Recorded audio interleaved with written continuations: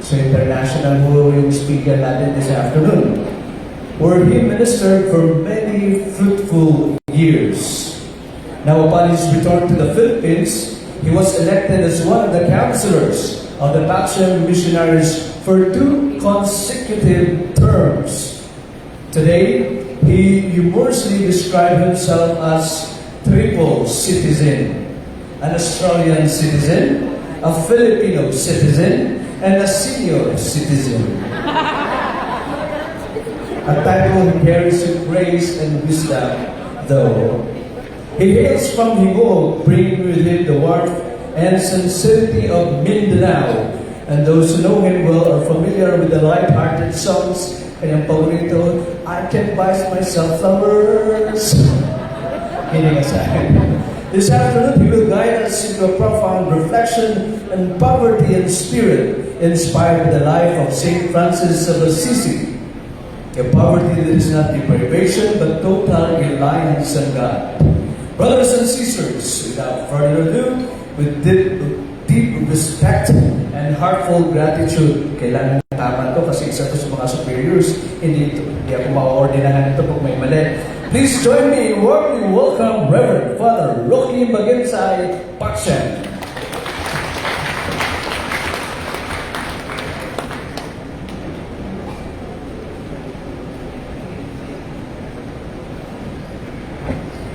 Good day, everyone. I'm President Australian. Brothers and sisters, before we begin our session, especially when I share the topic about Saint Francis, what we call poverty and spirit as inspired in the life of Saint Francis, I request everyone to please stand for a short prayer. At least get your copy because we'll pray together the prayer of Saint Francis. Nandito po yun sa natin sa posture. In the name of the Father, and of the Son, and of the Holy Spirit. Amen. Lord God, Holy Father, bless each and every one of us. Make this gathering as a venue where you can talk to us and share with us the good news that you want us to know about Jesus Christ, and especially during this time as we're challenged in the life of Saint Francis and our founder, Father Leonardo Colman. Bless our people, bless all the members of the servant communities, especially who gather this afternoon. Brothers and sisters, let us pray together. Prayer of Saint Francis. Lord, make an instrument of your peace. Where there is hatred, let me sow love. Where there is injury, pardon. Where there is doubt, faith. Where there is despair, hope. Where there is darkness, light. Where there is sadness, joy. O divine Master, grant that I be not so much seen to be consoled as to console, to be understood as to understand, to be loved as to love.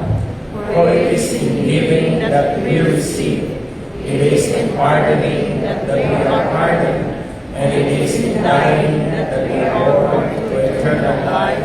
Amen. In the name of the Father, and of the Son, and of the Holy Spirit. Amen. Please be seated. Brothers and sisters, itong topic natin ngayon, it's about poverty in spirit. So medyo nahirapan ako dito because in our Paxian missionaries, I was chosen as, I was elected as the general econom and dealing with money. Kaya tinawag ko sarili ko, I'm the Judas of the community. Tinawag ko the money. Then, inisip ko ano ba yung buhay ko na masutan.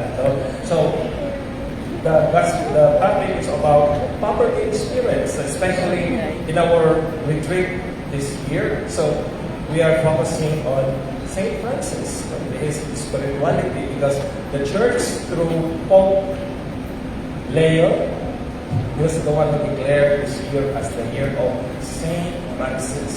So, brothers and sisters, I'm happy to be with this occasion, especially yesterday when we arrived. So, nakikita ko yung mga friends natin, how we work together, yung mga, yung mga ginagawa natin. Then especially last night, we had experience after the Mass with our Bishop, Jose Cabantal. Then after dinner, we started our confession, isn't it? So it is a retreat, no? It is a spiritual refreshing, cleansing, because this is a part of our program for the past several years. So we have this already. It is a Lenten retreat. So by having our confession, masaya ba kayo kahapon? Yes. Di ba parang na-deliver tayo? Parang isang malaking exorcism. Because sabi sa mga spiritual writer, ito yung confession, it's better, it's an effective way of exorcism because we are the one who renounce and to renounce sa yung mga masama sa ating buhay. So, para natin, Lord, I don't want to be proud. So, papalitan na natin ng humility. Diba? Challenge natin para mag-confess tayo. Hunger, patience, instead of laziness or sloth. So, ano na tayo? Diligence. Aktibo na tayo. So, halimbawa, pag sobrang kang average or masakit sa mga kayamanan, Lord, will make me generous. So, St. Francis, sa atin, nag-inspire sa atin. So, especially during this time. So, this morning, Father Edgar talks about restoration. Kanyang talk ay the journey of servant communities in the restoration of human dignity or restoration of humanity. So, Father Pulinar, somewhat 10 years ago, sino po sa inyo ang naka-attend ng retreat doon sa Iloilo City, March 4 to 6, 2016? It was 10 years ago already this year. Remember, Father Pulinar was talking about restored humanity. Sino yung naka-attend? You forget it, that is why I'm here to reconnect those topics that Father Pulinar has taught to us.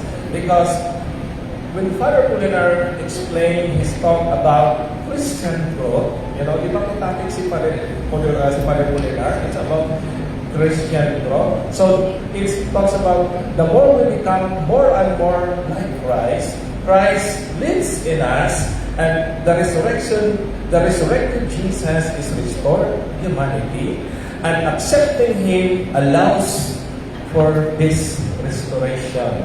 Because we know that individually, the image and likeness of God that is in us was lost when man rebelled against God.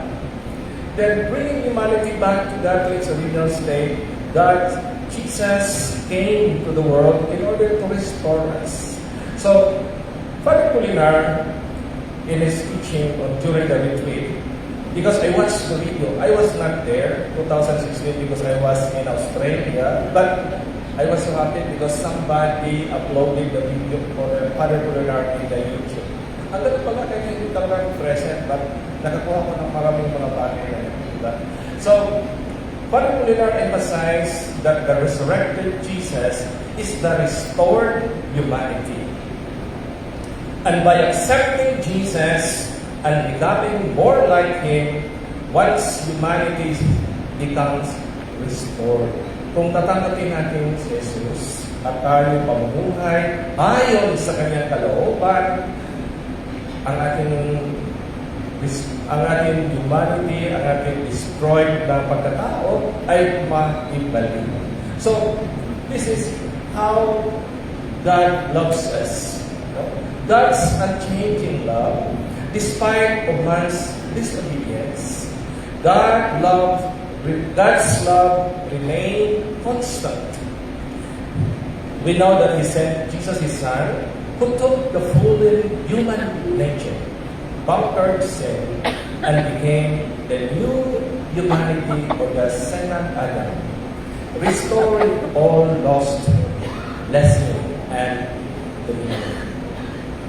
So, Father Pulinar gave the example about a person who has restored his humanity.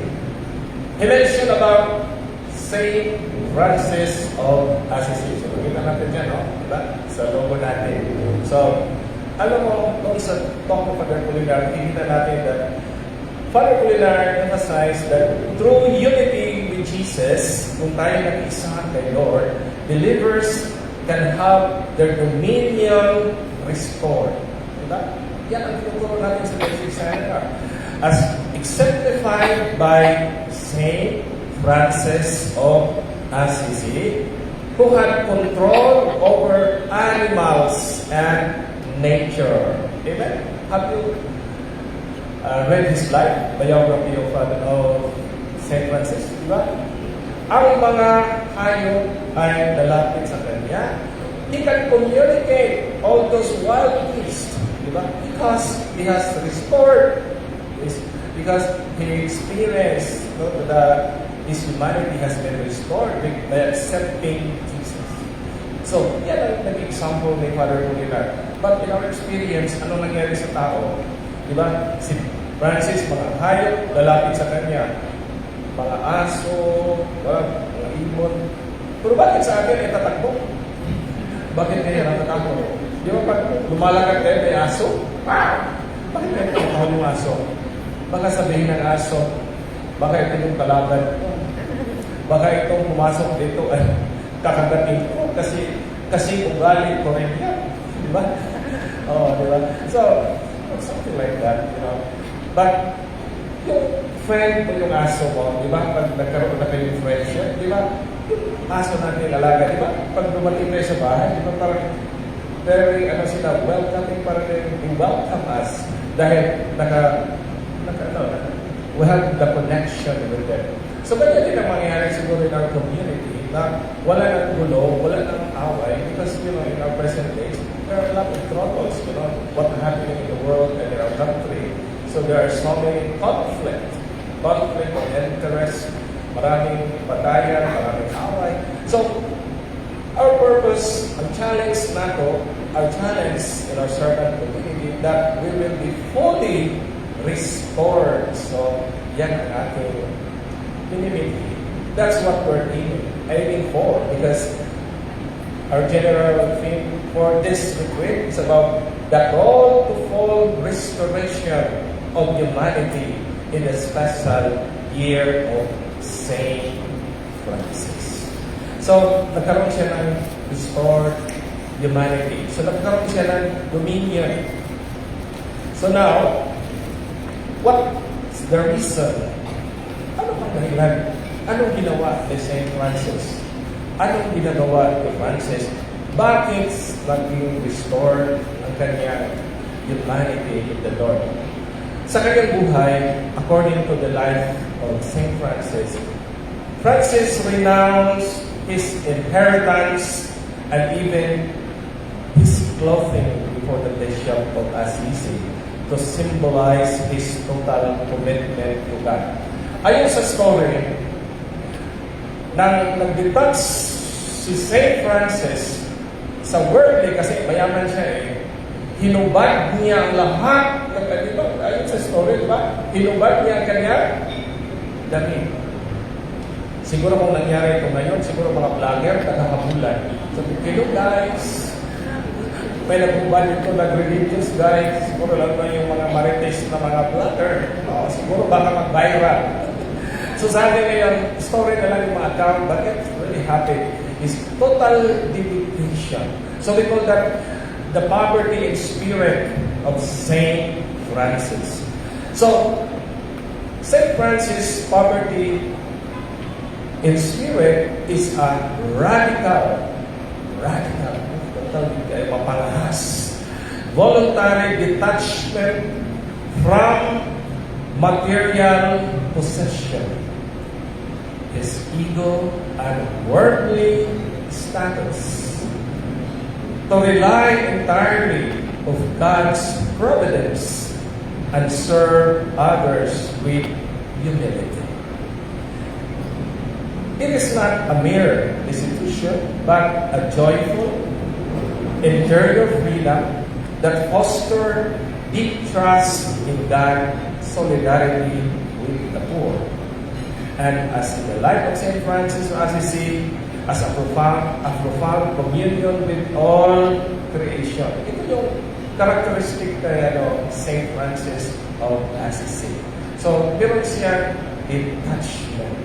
He relied to God entirely. He denounced everything. Kaya pa natin yan, mga kapatid. Lalo na ngayon kung meron tayong mga possession kasi he was a wealthy man. He was a son of a wealthy merchant. So, isang mayaman. So, kaya nakapagmana siya. So, kung nagkaroon siya ng decision to renounce, so, ginawa niya. So, when Saint Francis embraced the life of poverty, he embraced it with joyful heart. Masaya. Wala na siyang bagay, wala siyang pera, wala na siyang lahat. Dahil ang kanyang treasure, lahat ng treasure niya ay walang iba na kundi ang Panginoon. So this is a challenge for us. We need to reflect on this as a member of servant communities, sa ating community, because we are called to detach, isn't it? Have you remember Father Polinar talk about detachment? Do you still remember? Di ba? Ituturo natin yan, di ba? So, mga inordinate attachment. Ano ba yung ibig sabihin ng inordinate attachment? It's an attachment na out of order. It could be place, ano yan? Person, or thing.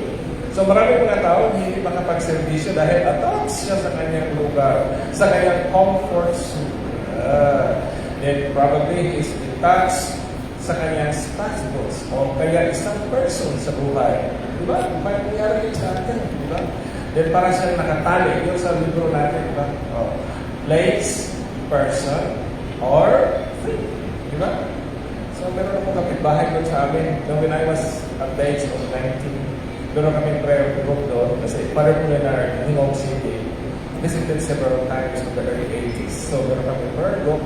Pero kung kasama doon na hindi makakaya ng prayer meeting dahil nababantay ng kanilang store. Diba? So she can only attend our prayer meeting kasi meron kami house-to-house prayer meeting. Yan ang tinuturo noon dati, the Father, sa house of, attached siya sa kanyang, tindahan, sa kanyang store. So, pag ibang bahay ng prayer meeting, hindi makakaya. Sa kanya lang ang prayer meeting. So, siya hindi totally ang kanyang pag-detach sa kanyang buhay. So, this is another challenge for us, especially in the life of detachment. Brothers and sisters, let me share with you a certain portion or clips sa tinuturo ni Father Polinar. Yes, long time ago, Father Polinar made mention about detachment and renunciation of our possession. May I request our Father Polinar's teaching on detachment and renunciation of our possession. Okay? Move forward. Sabi ni Father Polinar, susundan na natin, babasahin ko. This is what Father Polinar said in the video. Gusto natin talaga yun kasi pinaulit-ulit ko, isang parang siya ng reels. Sinabi dito, Father Polinar says, don't worry. You will be at your best. You will never be at your best unless as much as you renounce all your possession. Be detached from everything. You will be at your best. Maganda yung pagka-record kasi si Edgar yung may video niya. I'm sure na si Edgar yan. Thank you, Edgar, sa pag-video mo kay Father Polinar. Because of that, meron tayong actual remembrance ko sa kanyang footage. Sabi pa nito, you will be at your best. You will be the happiest person in the world. You will be the most peaceful person in the world. Diba? Mapayapa. Pag mga-detach ka, mapayapa. So, parang struggle din sa atin. Okay, parang gusto pa tayong mag-possess ng mga bagay-bagay na hindi na kailangan. Sabi mo na, no worries whatsoever. No worries. When we renounce all our possession, we have no worries. Because no matter what happens, ibinigay ko na yan, ibinigay ko na sa Diyos yan. Di ba? So yung teaching ni Father Apolinar, merong parallel sa ginawa ni St. Francis. Di ba? So, parang yung pinag-isipan namin, yung pinaplano ito yung theme na ito. Kasi this year, nahirapan kasi ako, naninervyos ako kasi kailangan ako mag-subject ng theme, ng topic. Then I've been reflecting, ano talaga ang themes sa buong simbahan. Then how does it relate sa ating spirituality? Then when I found out that Father Apolinar mentioned about St. Francis sa kanyang regaining dominion, doon ako nakakaroon ng idea how to connect them. So, sorry sa mga ating mga organizer, medyo matagalan kasi. At saka during the time, naninervyos talaga ako kasi kailangan ko mag-verify muna kasi mahirap naman magbigay ka ng tip at saka hindi tugma sa ating direction sa ating servant community. So, praise God, in the last, malapit na ilang linggo na lang, so na-finalize. Then I have to consult some of my colleagues, aming kasamahan. Then, okay na ba ito in Israel? Nagpaigit ako sa English kasi siya mas well-versed yan sa English. At least ito ang pinalitan na ito. So, Father Apolinar about detachment and renunciation. Then, sabi ni Father Apolinar, i-repeat ko ha, when you renounce all our possession, we have no worries. Totoo ba ito? Have you experienced this? Kung i-renounce natin, because no matter what happens, sabi na binigay ko na sa Diyos yan, but if you not renounce it, oh, what happened to my house? Diba? Marami kang isip, ba sino kayo naiwan doon? Ninanakaw na ba yan? Diba? Naalala ko yung istorya, isang babae, meron siyang hikaw na diamond. Umatis siya ng gawain kasi remember siya sa Christian churches o anong mo namin. Nawawala daw. Para sa naluka-luka kasi diamond nila ng earrings. Kaya mga girls, hindi kayo maglagay ng earrings, pagod yung fancy, kahit malaglag sa kalsada. No worries. Diba? Oo. Pero kung mahal yun, ay my God. Oo. Yung nadamit natin, mga branded, diba? Oo. Pag nakasakit, dito hindi pa kayo nagsampay sa labas, kami taga-probinsya, dito nagsampay sa labas, nanakawin niya. Diba? Mabuti na lang yung ukay-ukay from UK. Diba?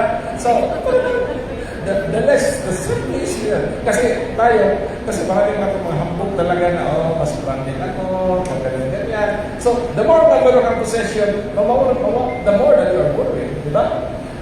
Maglakad tayo, yung cellphone natin, diba, minsan, natutulog ako doon sa barko, nag-travel ako, nag-isip ko, wala nang, yung cellphone ko, may na doon ang OTP 130, na doon ang mga apps. Kasi sa trabaho ko, I have to communicate. Halimbawa kung may kailangan na padala, pang gastos, doon ako mapindot-pindot. How much do you want? Okay, press, release. Minsan si Marinda, Father Rox, padala natin kasama natin, like, somebody died in the family, release 20,000. Kahit saan ako mag-travel to the use of apps, sabi ko, how much do you want? Name your price. Pero pag mawala yung mga gadget ka, lalo na pa yung mga card na may mahal, oh my God, lahat, i-ahak. Pabuti pang wala, no? So marami kami bilangin, di ba? So tama pala si St. Francis na dinidenounce. Si Father Apolinar, tama din siya, we have to renounce everything. Amen? Amen. Kaya pa natin yan. Kasi alam mo, marami kasama, makikita ko sa mukha mo, hindi kayo namumukha ko. Kasi kung poor talaga kayo, you cannot come here because it's a little bit expensive. Amen? Well, hirap naman, hindi sabihin, nakaw tayo ng pera para makapunta dito. Dahil yan sa akin, di ba? So, at least, hindi talaga yung mga mahirap na to the level, di ba? So, kaya ito ang dilema natin. Ano ba itong spirit of poverty? Poverty and spirit. Anong sabi ni Lord? Ito yung nakakaantig sa akin, no? Matthew chapter 5, verse 3. I know that verse. Blessed are the poor in spirit, for theirs is the kingdom of God. And who to be the rich in spirit, for there must be bitterness of hell. Ano ba yun? Blessed ba tayo? Hindi. Natamaan ba tayo? Hindi. Pero okay lang ito, brothers, kasi sinabi ko ni Lord, blessed are the poor in spirit, not poor in the pocket. Lord, thank you pala. Akala ko talaga yung sinabi mo, poor in the pocket, ibig sabihin walang laman, walang siyempre, wala talaga. Spirit na pala, Lord. But by rich in spirit, which means whose riches engross his mind, and whose mind is buried in his riches. Yung mind, yung heart has been buried sa ating kayamanan, yan ang masama. Amen? Oo. Kasi marami namang mga rich na very generous. Diba? Ang kanilang puso ay wala sa kanilang kayamanan. Amen? They're willing to give. Kaya nga yung iba ay nasa dilema na sa nagtaka na, Lord, ano gagawin ko dito? Sabihin mo, Lord, kasalanan ba maging rich? Diba? So, the Lord says, blessed are the poor in spirit. He is poor in spirit, whose heart is not filled with the love of riches, whose mind is not set upon them. Wow, ito pala. Salamat, Lord. Ito pala ang poor in spirit, na ang kanilang puso ay hindi nakatali sa kanilang kayamanan, sa kanilang riches, sa kanilang pag-iisip, ay wala nakaset. Diba? So, brothers and sisters, whatever, if you have something, you have some inheritance, diba? O, diba? Sa amin mga pare, totally frankly, may dalawa yung mga religious na mga pare, pero tinatawag na vow of poverty. You know, poverty just in religious. Poverty mo natin focus. Poverty sa mga religious, ang kanilang possession, they are no longer allowed to inherit their mana. Amen? So they have to surrender it to the community. Pero sa mga diocesan priests, remember mga pare sa mga parokya, they can split all properties, car, bahay, whatever. So, sa Pachen, when Father founded the Pachen Missionaries community, hindi niya ginawa religious. So, we're still diocesan, but merong community life. So, ito yung challenge namin ngayon dito. How we live in this life. Because, as we go along, ito kami little inheritance, iba naman. Then, somewhere along the way, maraming magbigay sa pare. Totoo ba yan? Lalo na mga pare na gwapo. Gwapo ang ugali ba? Di ba kung ugali ang pare nito, ang dami magbigay. Kung hindi pa siya gwapo, magbigay, pero okay lang. Di ba? O kaya mga pare, maraming mami-mami, mami-nanay. Tagay-tagayan, di ba? Now it's my group, effort. Orang kesebuat ikut. Kita. So, ibig sabihin yan na isang mga malaking challenge din sa amin. So, that was important. So, hindi pa siguro kasalanan. Importantly, we should learn how to manage what God has given to us, especially material things. Amen? So, ang kailangan dito, that we are not attached to it. If you have them, keep your heart from attaching to them. Let it remain there. Halimbawa, meron kang natanggap. So, yes, itabi mo lang yan sa sulok. Hindi kayo pagdating. Lahat ng pera mo ay, di ba yung mga tao doon, kita tutulong, nakahawak ng pitaka, di ba? Oh, sobrang yan. Kasi natatakot kasi baka may maglakaw. Pero once you detach yourself sa Lord, okay na yan. Di ba? So may mga taong naka-overcome doon. Marami ko mga friendship na mga, yung doon sa Maynila, I have friends there na during the time when I was seminarian, siyempre nagbibigay, then tulo ang bigay, di ba pa siya ginawa? You know, Brad, kasi taga-Bohol siya. Alam mo, Brad, hindi na ako nag-pick up, hindi na siya bumili ng mga hikaw. Binigta niya ang kanyang hikaw, mga jewelries, para igamitin sa patakbo ng seminar, Life in the Spirit seminar. So, nakapuhol yan, si Ma'am Jane, imagine, ang kanyang ikaw, kasi anak nila mayaman eh. So, Instead na ginamit niya sa wala na akong make-up, wala lang sa make-up, natural na lang. Tapos yung mga hikaw niya, mga jewelries, bininta niya para gasto, para panustos sa mga seminars. Di ba? Nagagawa eh. So, yung mga detachment ng ganyan, amen? So, ganyan pala. Meron din ako kapitbahay doon sa Nicole City. Long time ago, it was 20 years ago. Meron silang bakery. At support siya sa akin. Nagbibigay lang ako. Tapos, there was a time na nasunog ang kanyang bakery kasi nakabuhay nila. Medyo mayaman. Ang kanyang husband, ang pangalan niya ay si Bibi. Ang mga Bibi na very generous. Dahil sabi niya, ang kanyang husband ay gusto nang isasalba yung nasunog na bakery sa loob. Na natatakot naman siya baka mapinsala pa siya. May papangalan sa kanyang husband. Iwanan mo na yan. Anyway, kay Lord yan. Diba? Masusunog na. Kay Lord yan. Diba? Parang ganyan lang siya. Pero tayo, pag masunog na, sana! Diba? So, in the next, yung reaction, minsan hyperactive kayo. So, it depends how detached are you. Diba? Pag wala, okay lang. Diba? Naalala ko yun last year si Brad June.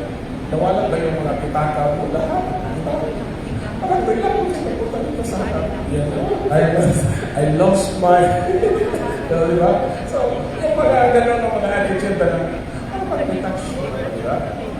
Anyway, babalik ko yan. Amen? Kasi ang treasure natin ay walang iba kundi si Lord. Amen? So, ang ating treasure si Lord.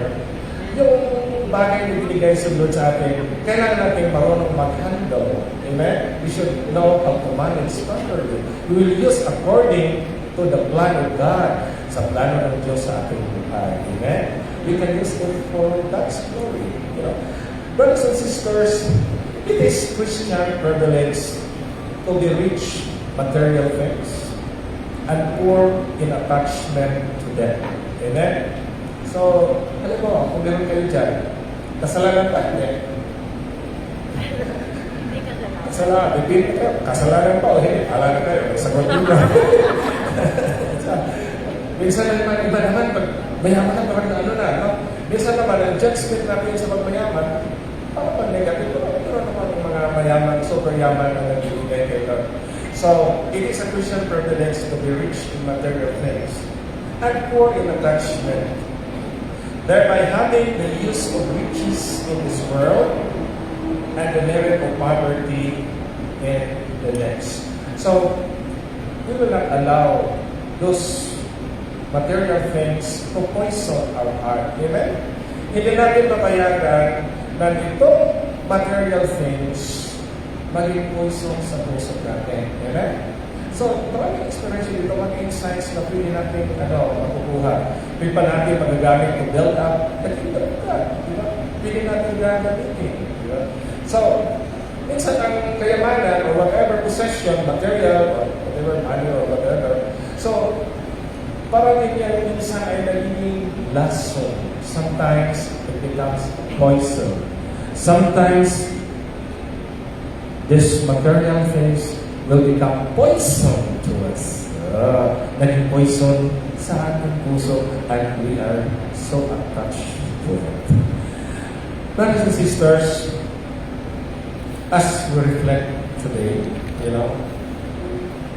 when Father Pulinar is teaching about detachment, how is my heart today? Ano bang attachment sa puso ko? Kay Lord ba? Nagatalig ba? O sa mga bagay dito sa mundo na minsan ito'y dahilan kung bakit tayo'y napalayo sa Panginoon. Brothers and sisters, God has a place for everyone in His kingdom. Here on earth, the Lord lovingly accepts us, all who desire Him and to keep His commandments. Not all are called to live the kind of poverty like Saint Francis, or as you see another saint. But in some cases, in some truth, they are given wealth in order to help the work and project for Christ's Holy Church. May binigyan si God ng wealth para magamit natin sa kanyang kaharian. So, to use that to build His church, to build community for evangelization, to help the poor and the needy. Diba? So, now, it's time now to examine ourselves. Saan na tayo ngayon? Ano bang attachment sa ating puso? No? So, does it pollute me? No? Nakakalason ba? Did we allow ourselves to be poisoned with those material things in life? So, like for example, di ba, sino ba sa inyo dito mayroong agricultural products? Yung agri-grid, nagtitinda ng products ng, di ba sa farm, di ba, yung mga agriculture, di ba, including na yung mga nakakalaso ng mga tayudan, di ba, pero yung mga lani. Yeah. You've got in your store, but you never allow to be contaminated. Kasi pag hawakan mo yan o mainom ba yan, masira mo yan, di ba? So, you keep it there in your store, but you are not attached to it. Di ba? So, hindi ka nalalason. Di ba? Hindi ka napinsala. So, it is the same true also. So, even if you have all those material blessings, you are not attached to it. Okay? So, you keep it away from your heart.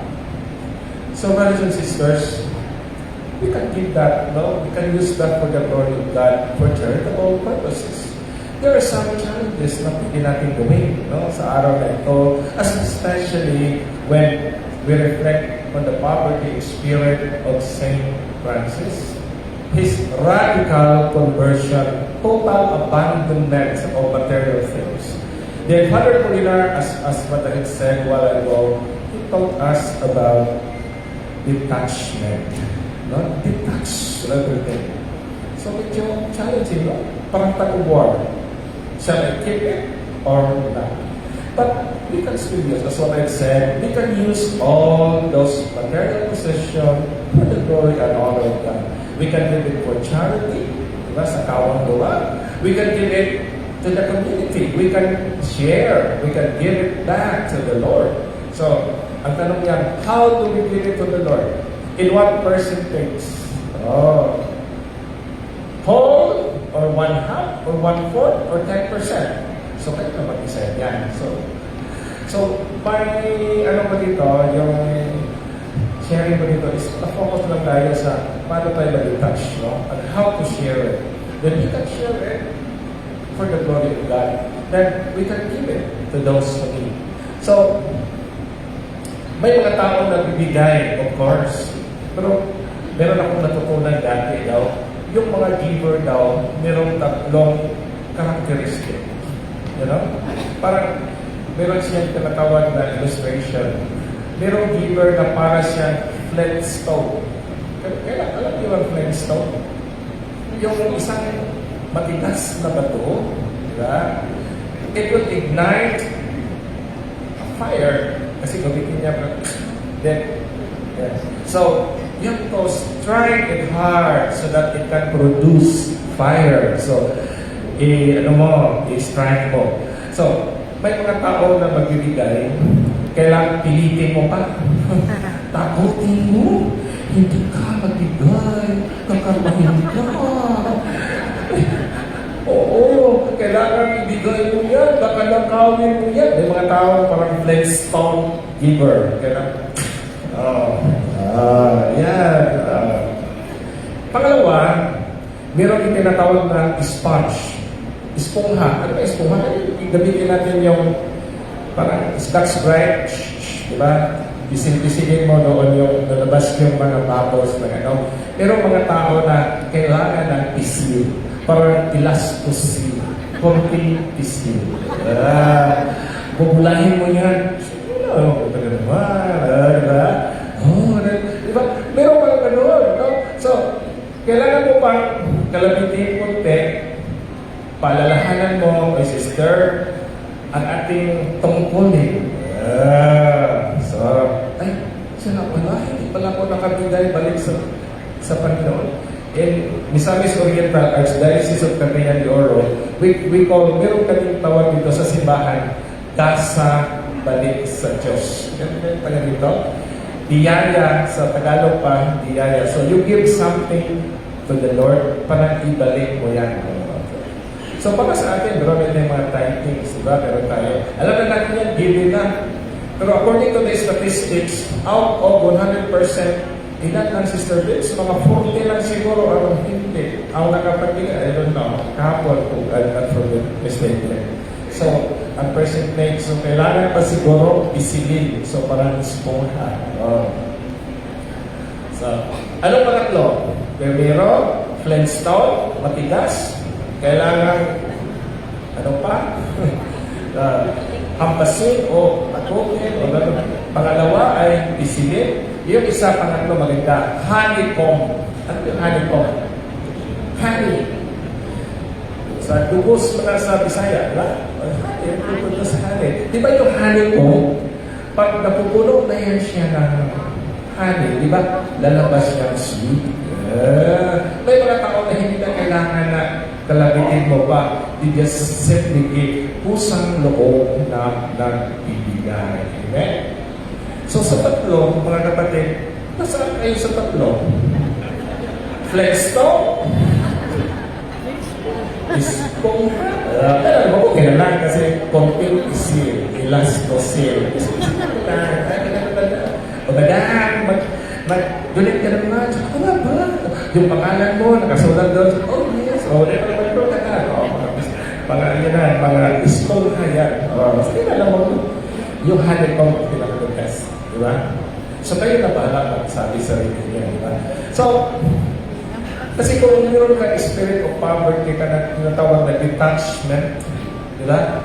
Parang madali lang. Amen?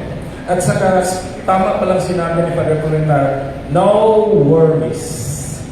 No worries.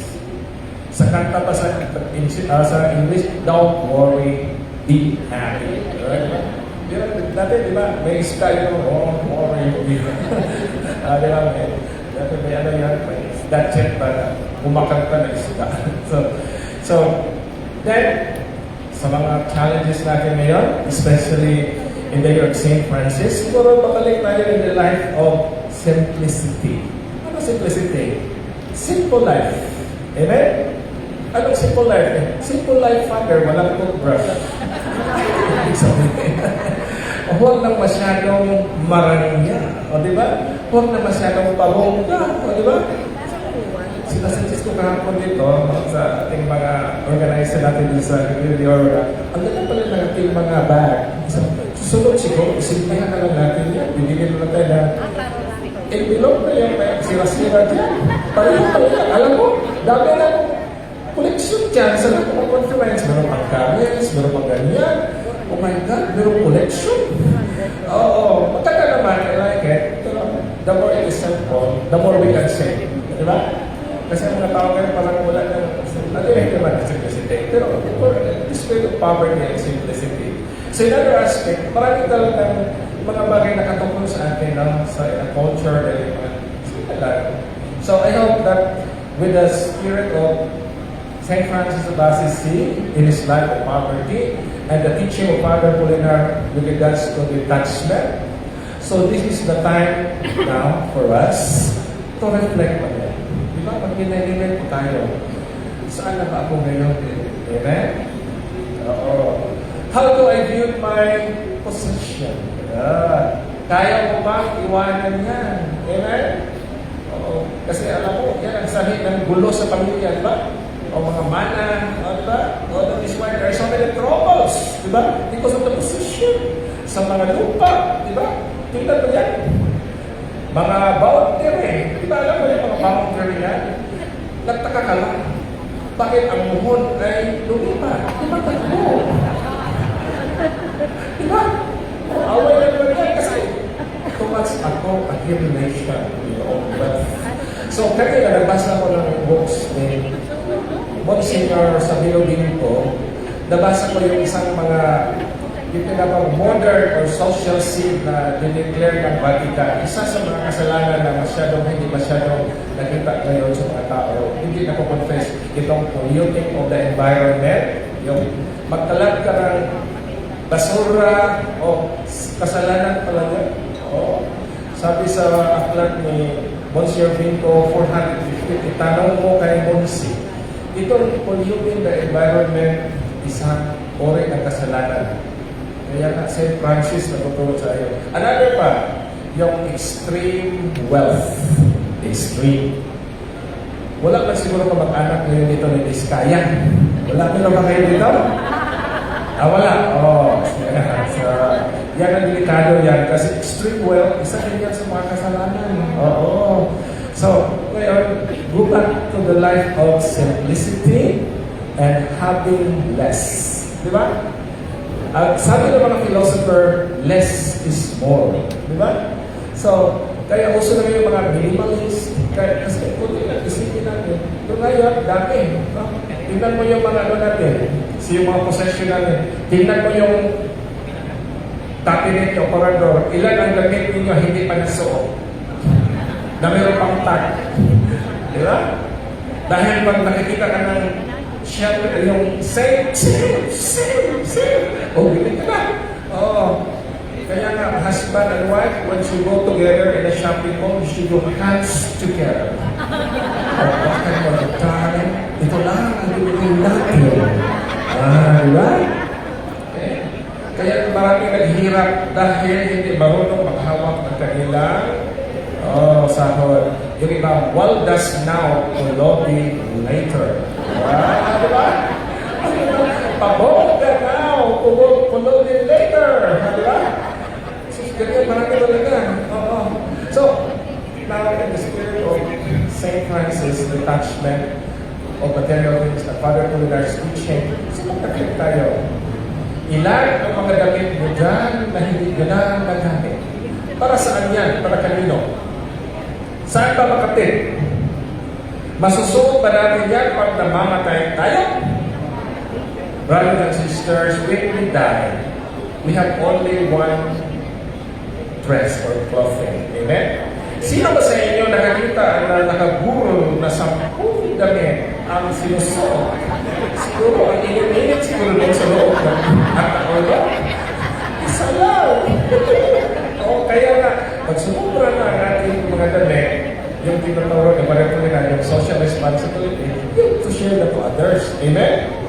Then you have to share that habang buhay pa tayo. Amen? Because if you share that, yung binigyan natin, matuwa, salamat na binigyan mo ako, di ba? Pero pag mamatay na tayo, marami tayong gamit ipinamigay sa mga kapitbahay. Kung ikaw ang nakatanggap, gusto mo bang suotin ko? Ayoko.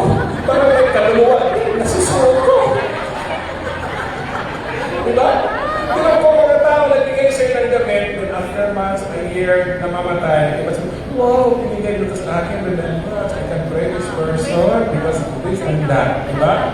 So, matuwa ka. Pero kung binigay sa inyo, tinatag mo after death, baka nangangamoy po mali. So, ganyan talaga. So, the point here is that the spirit of sharing, yung sobra. Amen? O, dalawa lang ang ating minsan ang ating sapatos umabot ng 3,000 pairs of shoes. Marami po ang madam pinagdaan. Hindi naman pala 3,000, mga 300. Yung iba 30. Pero ibig sabihin, let's go back to simplicity. So, attachment from material things and attachment to the will of God. That is the spirit of God. Brothers and sisters, let's bow down our heads for a while before we go to our workshop. Let us ask ourselves, in what way that am I to touch to the things that God is not happy? Ano po ba ang mga bagay na nagpadaban sa akin? Am I willing to give it up? Am I willing to share it to others? Sino po nangangailangan nito? Handa ba akong magbabahagi kahit ilang portion ito? Am I willing to give wholeheartedly in our parish church? the church where we belong. So it is our component, it is our responsibility to help our church and also our community. Our certain communities is in need also because what we possess is from the Lord. So if we are detached, we consider it, all these things are from the Lord, not for ours. Hindi natin yan madadala pag tayo lumao na. So at this very moment, with us, the Lord to enlighten us, to touch us. Gano'n ba ako ka malamo o kaya mapatibay ba? Kung ako ang nagbibigay, ano ba ang pagbibigay ko? Am I giving it willingly, heartily, and joyfully? Or giving it with grumble? Yeah? So, am I easily giving what I have to others? Madali akong magbigay o medyo matagalan o parang Flintstone, no? Parang bato na matigas o parang esponja o parang akong haniko. So, kusang nagbibigay na nagmumula sa puso. Loving Father, as we gather in this retreat, fill us with your spirit of generosity. Fill us with the spirit of service. Fill us with the spirit of love that is willing to give and to share without expecting a return. Make our gathering this afternoon as an area wherein we can dig into deeper to ourselves so that we allow you to mold us and live in our lives so that we will be able to do what you want us to accomplish. That all the material things that we have will not be a hindrance for the restoration of our humanity.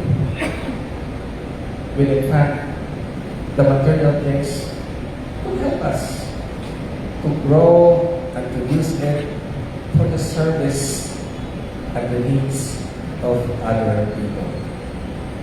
Father, we ask this in the mighty name of your Son Jesus, who lives and reigns with you in the unity of the Holy Spirit, God, forever and ever. Amen. In the name of the Father, and of the Son, and of the Holy Spirit. Amen. Thank you. Oras alas 3 for snack. Enjoy our snack and come back for our workshop. And the questions are ready. So, kain muna. Baka pag makita yung question, ayaw nyo nang kumain. Baka medyo malalim yung mga question niya na hindi natin kayang gawin. So, mawalan kayo ng dana. According to our program, anong oras na ngayon? The time is 3 p.m. My favorite time during the retreat is next. Praise the Lord. Thank you.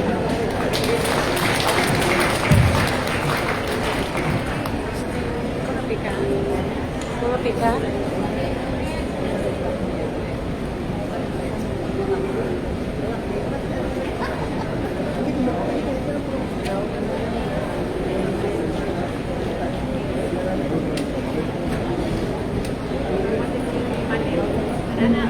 A round of applause for Father Roque Maninsay. Father Roque, thank you for keeping us awake.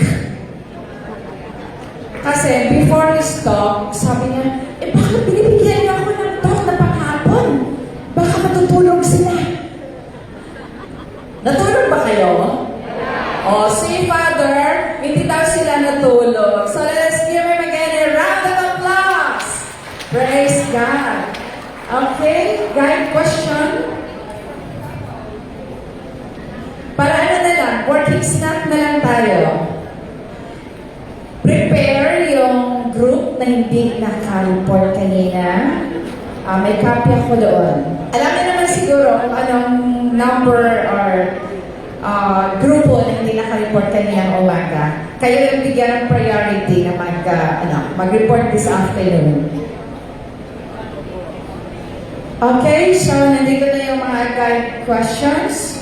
What is the impact of St. Francis Poverty Spirit in your life? As member of servant communities, how do you respond and apply the teaching of Father Polinar with regards to detachment of material possession? In the last part of St. Francis' prayer, for it is in giving that we receive, how is the status of your giving in your respective community? Wow, low, medium, or high? What do you feel the Lord is ordering you on this matter and how you respond concretely? Okay? So, pwede naman siguro, no, while eating our snacks, mag-share na lang. Pwede kayo magpili ulit ng leader or the same pa rin yung leader nyo and the same secretary.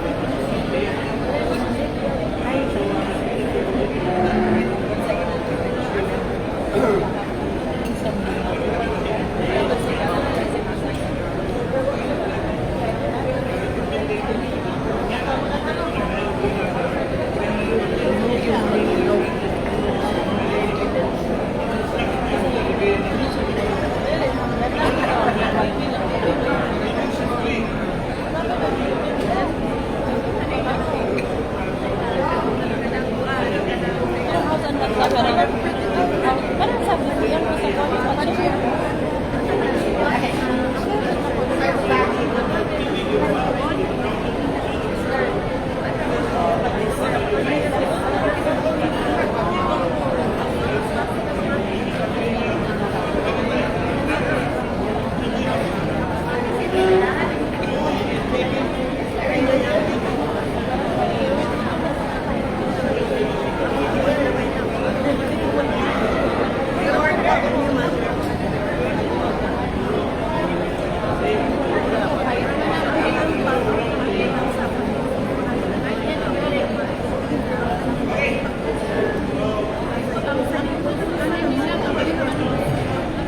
Hello. Hello. Sorry for the insertion. Brothers and sisters, good afternoon. This is regarding your time schedule for the car servicing tomorrow. No? Yung mga flight schedule, for example, 12 to 12:50, may service vehicle tayo available at 9 o'clock. Please take note, no? Yung mga flight schedule nyo, 12 to 12:50, your car service vehicle available at 9 o'clock ahead of your flight departure. 2 o'clock to 3:20 at saka 6 o'clock. So mayroon tayong schedule at 11 a.m. Okay, no? Yung flight schedule is 2 o'clock to 3:20 to 6 p.m. Available car schedule ninyo is 11. So ready na tayo dyan. Pag 11 o'clock, pwede na tayo pwede natin available na yung car natin service vehicle.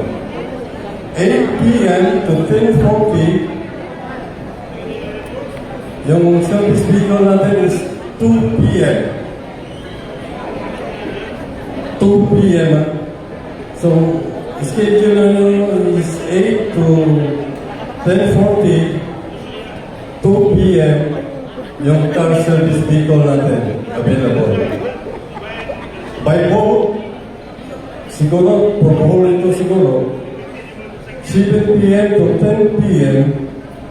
So, mayroon tayong service na 3 p.m. 3 p.m. ang hapon. For example, kung gusto nyo, hindi kayo avail ito, so you may ride on a Magnum with your own expense na. Okay? So please take note lang, kapatid. So again, i-repeat ko. I-recap ko ito para sigurado. So departure 12 to 12:50, and then long time, 9 o'clock. 2 to 3:20 to at saka 6 p.m. 11 a.m. 8 p.m. to 10:40 to 10:40, so 2 p.m. yung service vehicle natin. So yun lang. Maraming salamat.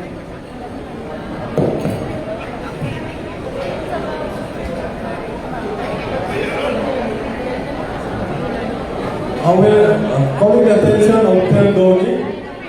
Please, Tergoni and Sis Noroni Kamatso.